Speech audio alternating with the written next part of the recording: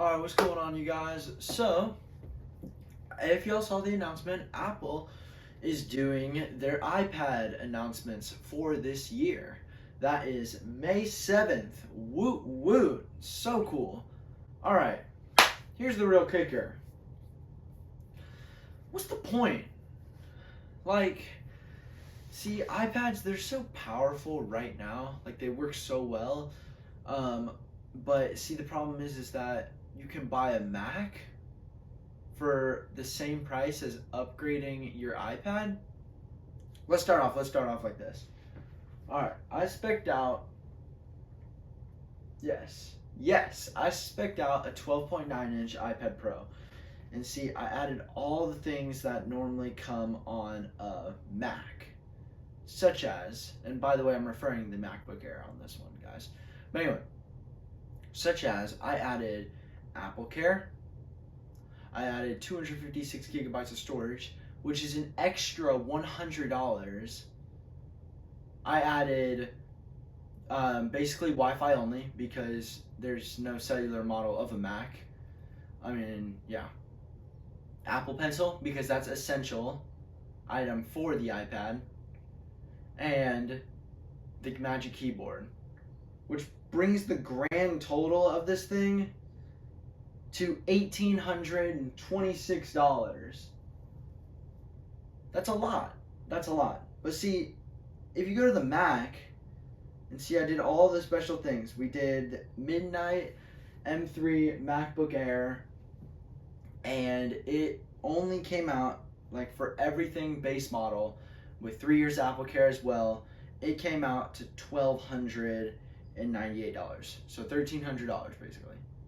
So what's going on? Like, what is this? So I could say that the iPad I don't really know what to say, honestly. Because, see, the iPad, the lineup is so, like, off the grid, confusing, that you don't even know which iPad is right for you. Such as, let's go to the iPad lineup. How about let's go right here.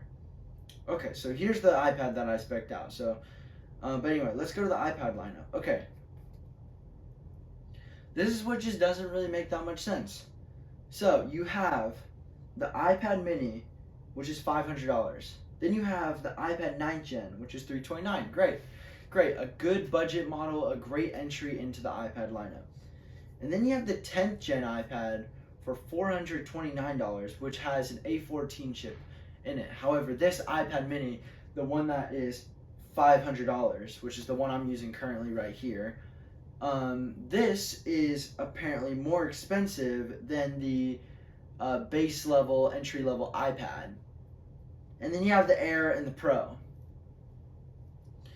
Well, it's already as confusing as it sounds, such as you have different Apple Pencils. You have the Apple Pencil that works on this iPad that is Lightning, and you have to charge it out of the port, or you have the iPad 10th Gen that only works with the first generation Apple Pencil, and you either use the adapter to charge it, or you have to buy there's another, I think Apple press released another Apple Pencil for it. You have two different options for the Apple Pencil. You have the first generation Apple Pencil, which is the Apple Pencil that charges out of the port, but wait, this iPad is USB-C, so that makes a difference too. So because it is USB-C, that won't work. So you're gonna have to then you're gonna have to buy a dongle, or I think it actually comes with the dongle. It comes with a USB-C to Lightning dongle, and that's how you charge it, and that's how it connects. Or you can buy the creative USB-C Apple Pencil. I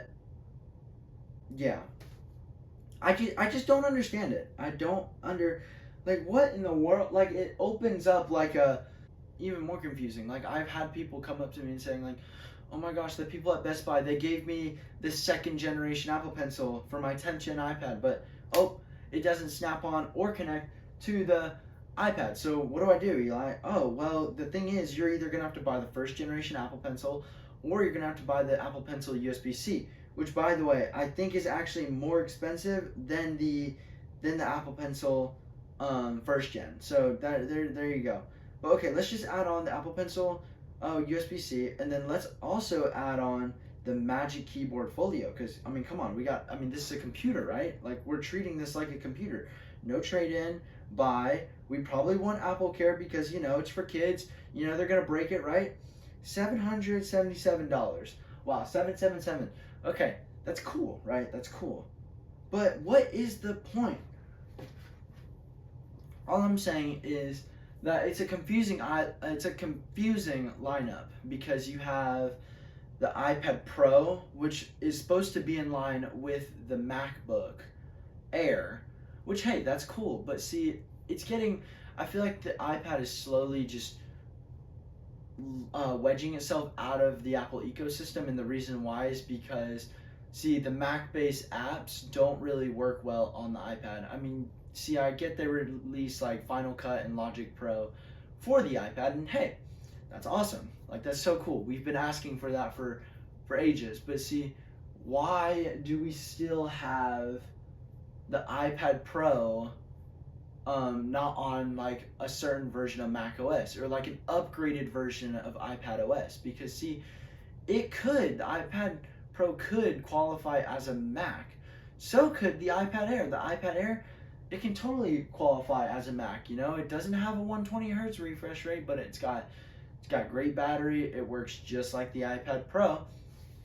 And so I don't see the point in why Apple still sells the iPad for so much, because, and you know, sometimes, you know, I kind of do see the point. But see, it's like some people, you know, they gotta have the iPad for drawing and things like that, and hey, that's understandable. But I feel like if you're gonna buy an iPad, you should just daily your iPhone and then use your Mac as I don't really understand it. But anyway, on to the event. Apple's doing an event this coming week, or in the next coming of weeks. But yeah, so Apple's doing an event, and that event is going to be very interesting. And so let's talk about the Apple event, because I know y'all are eager to hear about that Apple event. Well, okay, so the Apple event, it is May 7th, as you can see, 7 p.m. Pacific. That is early for California, which is normal. Okay, the Apple event. Let's look at the clues so far. So far, I just see a pencil, so it's obviously got to do something with the iPad. And see, what? An OLED iPad Pro? Come on, guys. And look, they're probably going to stick a dynamic island in the middle of it. I mean, let's just be honest. Like, let's look at the memes real quick. They're probably going to put a dynamic island on the... man, it's so bad.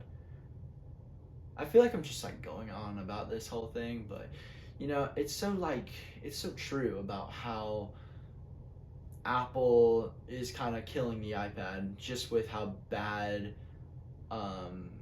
it's not bad at all. Like, you know, it works with some people, but for some people it's just really confusing. Like, for older folks, it's confusing, and hey, I get that. And so that's why the iPad kind of either needs like a better like ranking system or something like that, because see, iPad Air and iPad Pro both have the M2 chip in it, and they both support the Magic Keyboard, and they both support the Apple Pencil too.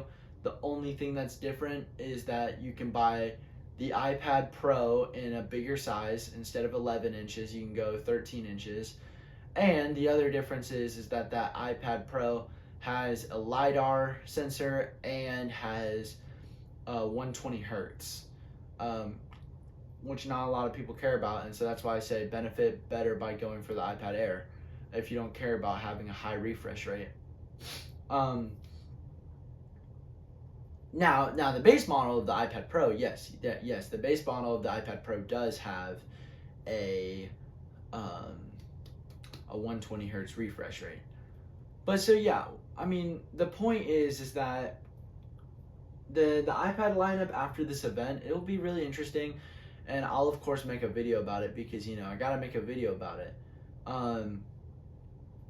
But yeah, I mean, this video was only supposed to be very short. It was basically supposed to enhance and, you know, tell everyone that the iPad lineup is very all over the place and very interesting with the price ranges, especially for the iPad mini, which is $500, and the 10th gen base level iPad, which is $429.